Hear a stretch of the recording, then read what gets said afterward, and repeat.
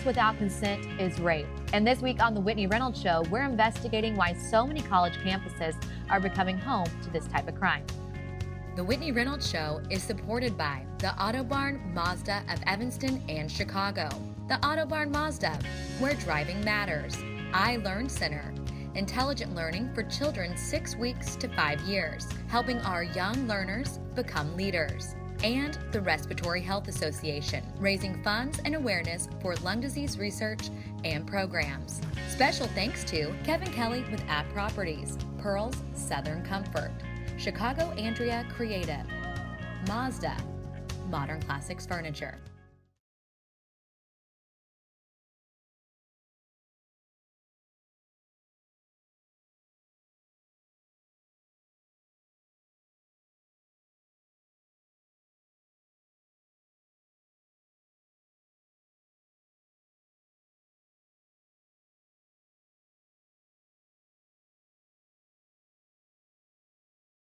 Welcome to a special edition of the Whitney Reynolds Show. We are talking sexual assault, sitting down with survivors and activists that have been impacted by rape, and discovering the hope they have found through this tragedy.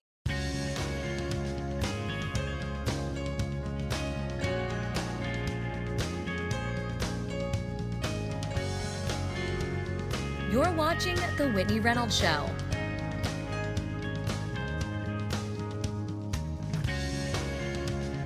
Our first guest is a college student who was sexually assaulted this year. Trisha Miller is working through her pain in hope that other students will not endure this horrible crime. Welcome to the show, Trisha. Yeah, thank you for having me.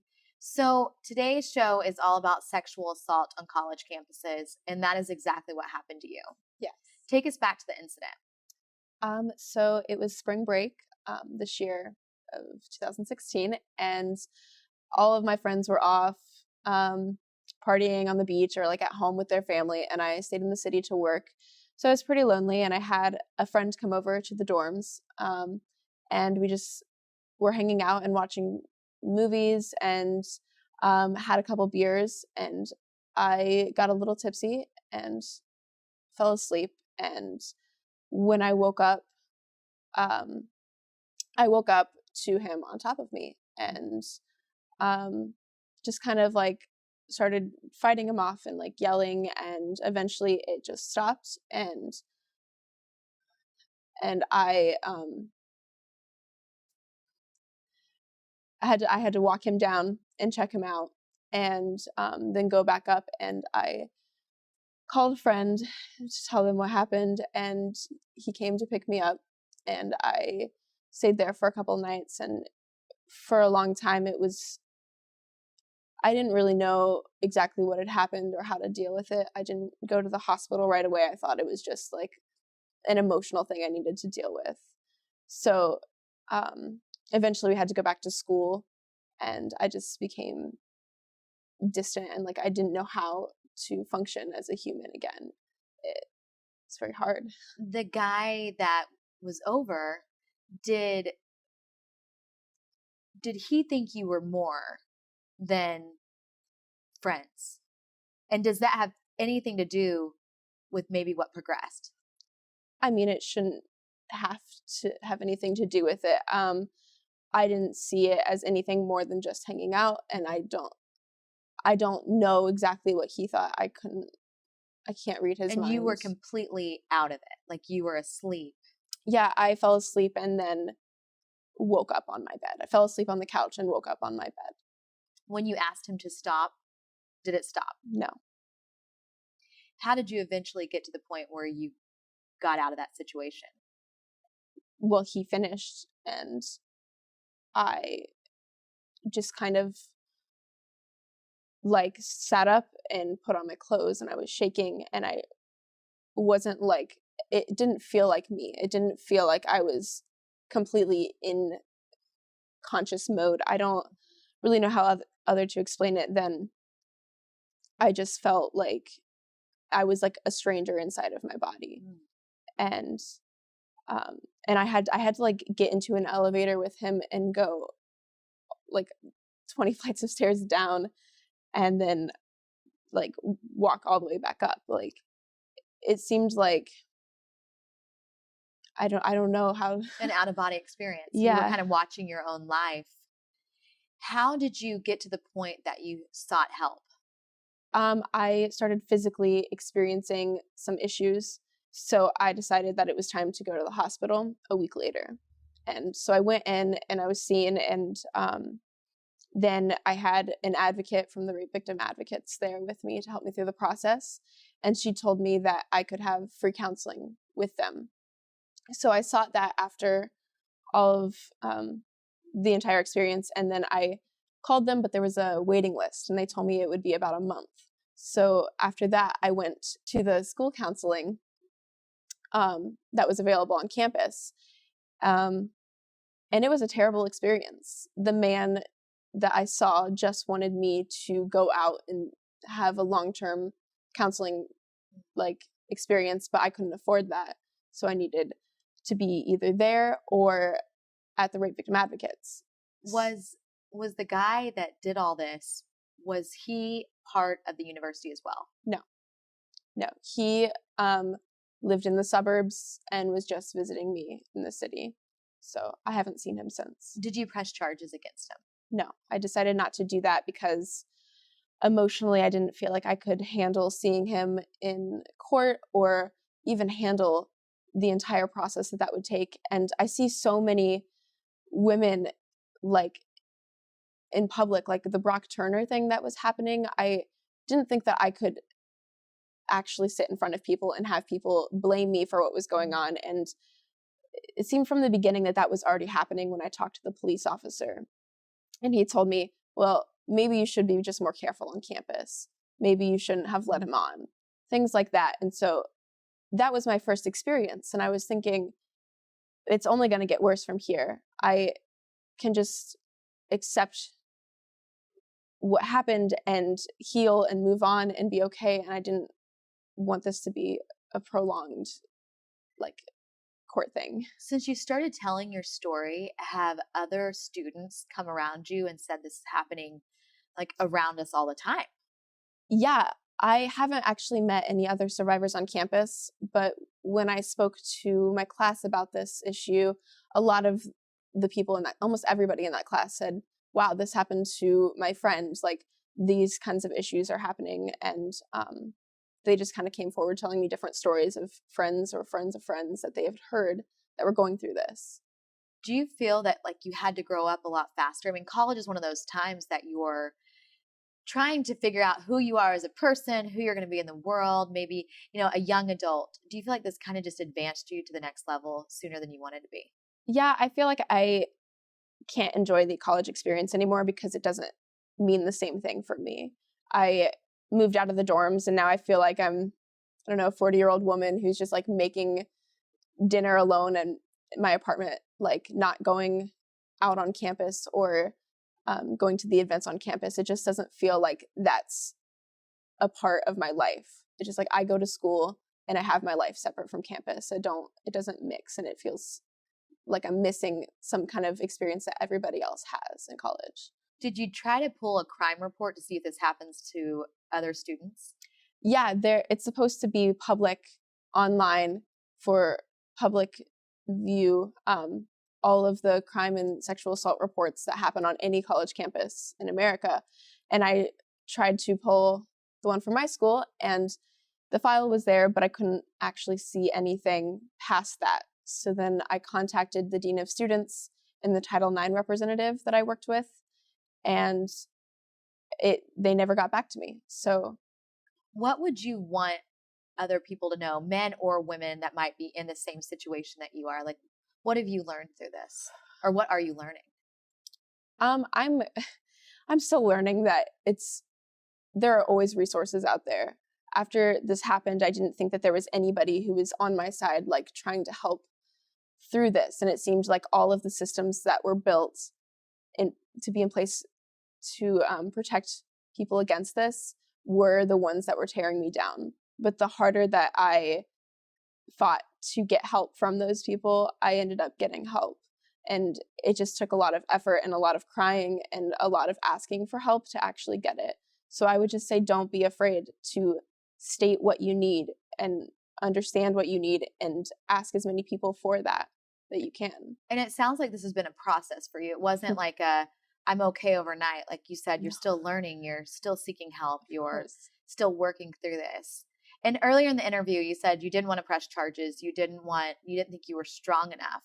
Are you strong enough right now on the set to tell the person that did this to you how you feel? Just in case there's anyone else out there that is going through this. Like, how did this make you feel?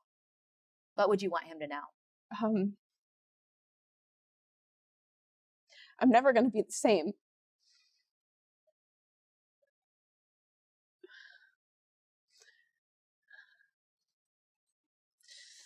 I'm never going to be the same, and it didn't have to be this way. And I worked so hard to try to understand and feel like I don't know. If it's too hard, you don't have to. I don't think I'm ready. I couldn't actually say anything to him other than I'm angry and I'm so hurt. And I don't know. Well, you are not alone out there. You really aren't. And that's why we're doing this show today, is because this is a real issue on college campuses. It's a real issue in our world. You are not alone, and you are so brave. So thank you for coming on and sharing your story. Thank you. I got a call from the Dean of Admissions asking if you were to get into Harvard, would you accept? And I said yes, because I knew my mom would kill me if I said anything else. The first few weeks, I made some of my best friends, but 2 of us were sexually assaulted before classes had even started. I went to the Dean of Students' office, and she said, I just want to make sure that you don't talk to anyone about this. They protect perpetrators because they have a financial incentive to do so. The problem of sexual assault on campuses is enormous. I think it's fair to say that they cover these crimes up. There's a lot of victim blaming. He lectured us about how we shouldn't go out in short skirts. They told me, despite the fact that I had a written admission of guilt, that what I presented to them could only prove that he loved me. Universities are protecting a brand. Campus police cannot contact an athlete. He won the Heisman Trophy with his DNA rape kit. Just sit down with the students and ask them, where are the hot spots? SAE, sexual assault expected. Her rapist's name matched the name of 2 other cases, and he was allowed back on campus. The message is clear. You're not going to win. We started seeing, what was happening at campuses across the country. Why has no one connected the dots before? These students went from sexual assault victims to survivors and now activists. My name is Carolyn Luby. My name is Alexa Schwartz. My name is Ari Mostov. This is a national problem. We are fed up! The Hunting Ground trailer you just saw is a film about on-campus rape. The movie includes a song written by Lady Gaga and caught national attention when it was performed at the Academy Awards, and survivors filled the stage. Joining us via Skype, we have the producer. Welcome to the show. Thank you. So today we've been talking about rape on college campuses. We just saw the trailer for The Hunting Grounds. What an incredible movie you helped create. What was really the mission behind producing this? Well, the mission was really to raise awareness on this issue. We were actually, Kirby and I were working on a very different film for HBO, and we were just going on campuses showing a film we made in 2012 called Invisible War. And every time we screened that on campuses, kids would come up to us and say, this is happening right here. And you don't need to go to the military. I mean, I reported my assault. I wasn't believed. I couldn't get any recourse to any kind of system of justice. And so we felt compelled, because of the students imploring us and because of our knowledge of the ubiquity of rape in other institutions in our country, we felt compelled to make this film. When you started producing the film, did you realize that it became a much bigger mission than you originally thought? You always start out with these topics and they're abstract, but the second you sort of deep dive and get involved, they become, you can't help but they become very personal. Mm-hmm. So in that case, yeah, I was like a mother cub, meeting these women, meeting these men, talking to them. I couldn't help but really become extremely moved by their stories and impelled to want to help them, profoundly, and make a film that did their stories justice and moved others in the way that I was moved. If your child tells you they were assaulted and you're the first responder or even the second or third, believe them. Your response is super important. And that kind of response that's empathic, compassionate, understanding, and supportive is incredibly important. It makes all the difference. Well, thank you for coming on. Oh, my pleasure. Now it's time for our viewer's voice, and this week's question is, whose responsibility is it to prevent on-campus rape? It is everybody's responsibility to put a stop to on-campus rape. It's just ridiculous. I think it's the person that's doing the raping. I think it's the administration. I think it's the campus security. I think it's everybody. Rape should never happen. And I think it's really important for people to feel safe enough to speak up about it. Instead of having counseling services say, don't go to the hospital, it's not that big of a deal, or it's okay, you'll get over it one day.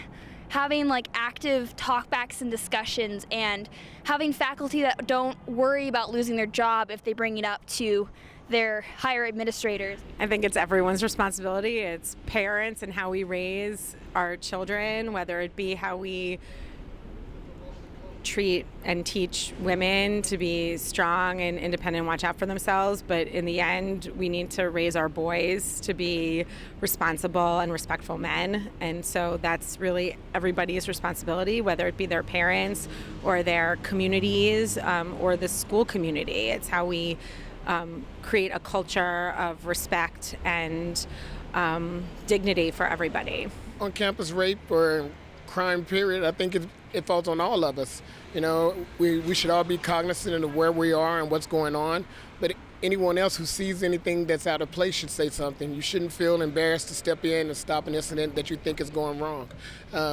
It's better to be wrong and then stop something that happened than to walk away and then find out later you had an opportunity to do something about something. So it starts from the top down, but it's everybody's responsibility to make sure these kind of things stop around the world, period. It's the responsibility of all people on campus. We need administrators to promote safety. We need parents to teach their children about consent. We need bystanders to step in and say enough.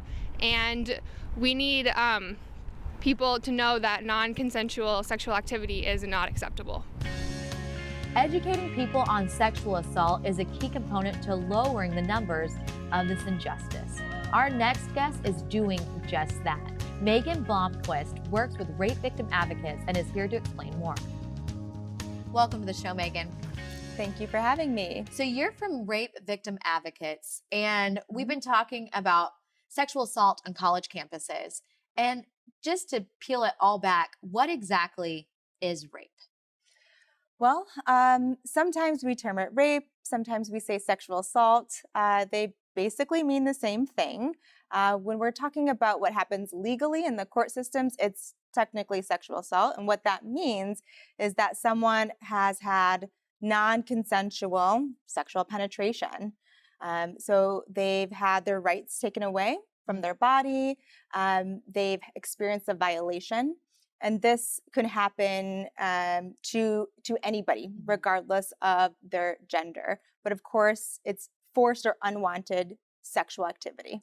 Do you see higher numbers among women, or is it pretty equal between men and women? Women experience much greater rates of sexual violence than men do. That's been pretty consistent over time. Men can experience sexual violence as well. But it's about, generally speaking, 1 in 5 women and 1 in 71 men. Mm-hmm. The statistics are kind of unclear sometimes because people term sexual assault, rape, all these things differently, whether it's the local police department or at the federal level. So it's a little bit hard to get perfect statistics around it. But it really is happening everywhere to everybody. It doesn't matter gender, man or female. Like they can all have it happen to them. It can, yeah. It can happen to any person regardless of their gender. We know, sort of interestingly, when men do experience sexual assault, it's typically by another man, not by a woman, although that's possible to happen as well. Generally, when we're talking about perpetrators of sexual assault, they tend to be male, about 98% of the time.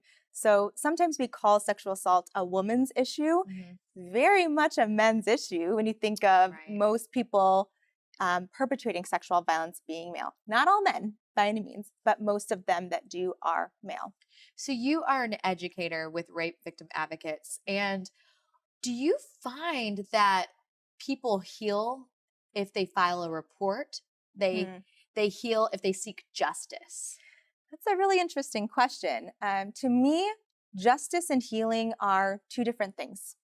And so some people do choose to go through the court process or even the civil processes that we have, and sometimes the campus processes that we have. But finding someone sort of guilty of committing sexual assault doesn't mean that the survivor will feel suddenly better about the situation. It can certainly help, but healing can take its own path and doesn't have to intersect with the criminal justice process or reporting. Do you find that there's still some shaming going around with sexual assault? Very much so, very unfortunately so. You would think that knowing that so many people experience this, almost at epidemic levels, that there wouldn't be such great shame that follows experiencing a sexual assault. But we do see a lot of people that are blamed for what happened to them, either explicitly or implicitly. Like, well, I might have believed you, but why did it take so long for you to come forward? Things like that, that hold people back from telling their story. I am a new mom and I'm a parent, and this is something that I don't want to see the numbers keep growing, because one day my kids will be in school and adults out there. What can we do, each of us, do to help this problem? Well, I mean, especially as a new parent, I think talking to your children about this in a way that's age appropriate would be extremely beneficial, because we know that sexual assault doesn't just start happening when kids go off to college. It starts happening, unfortunately, to kids at a very young age, and we're taught and given certain messages that can increase our vulnerability to experience sexual violence and increase perpetration of violence. So, for example, talking to young people about having authority over their own bodies. That's good. Letting them know that it's okay to say no to a touch that you don't like. And then, of course, teaching messages around consent to both young men and women. That's really good. How early does this curriculum start? We start working with kids in kindergarten. Wow. So we actually do work in the school system with kids at a very young age, and parents can absolutely do this as well. If they need any support, they can come to us and we can help them along with that. And you can start having those conversations about body parts and who should or shouldn't be touching at any age.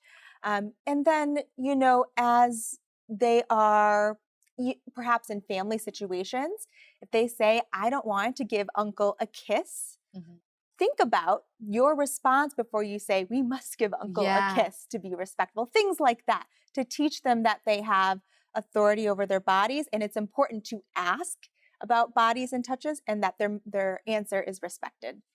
Your team has people that go into hospitals with rape victims. What is that experience like? Yes, we have wonderful advocates at Rape Victim Advocates who go into 14 hospitals throughout the city of Chicago, supporting sexual assault survivors right there in the emergency department. We have almost 200 volunteers that help us do that every day, 24 hours a day. We are a 24/7 center helping survivors in the ER. Have you found that it is crucial for survivors to have someone walk alongside them? I believe so. I think when I've heard from sexual assault survivors in the emergency department, in those hospitals, or outside of those systems, people that call in and ask for support, they need someone to help magnify their voice, someone to believe them, someone to listen to them. And anybody can be that person. We do it every day. But as a friend, as a neighbor, as a family member, you can also be there to support and believe a survivor of this type of violence. So we can all do our part. Yes. Thank you so much for coming on. Thank you. On this special investigative edition of the Whitney Reynolds Show, we want you to know you are not alone. As our guests have said, sex without consent is rape. If you are a victim of this crime and need help, please call 1-800-656-HOPE. Rape culture will continue to hit our college campuses and other areas hard unless we all take a stand. A big thank you to our brave guests for shining light on such a dark topic. For more information on today's show, visit WhitneyReynolds.com. The Whitney Reynolds Show is supported by the Auto Barn Mazda of Evanston and Chicago, the Auto Barn Mazda, where driving matters, iLearn Center, intelligent learning for children 6 weeks to 5 years, helping our young learners become leaders, and the Respiratory Health Association, raising funds and awareness for lung disease research and programs. Special thanks to Kevin Kelly with App Properties, Pearls Southern Comfort, Chicago Andrea Creative, Mazda, Modern Classics Furniture.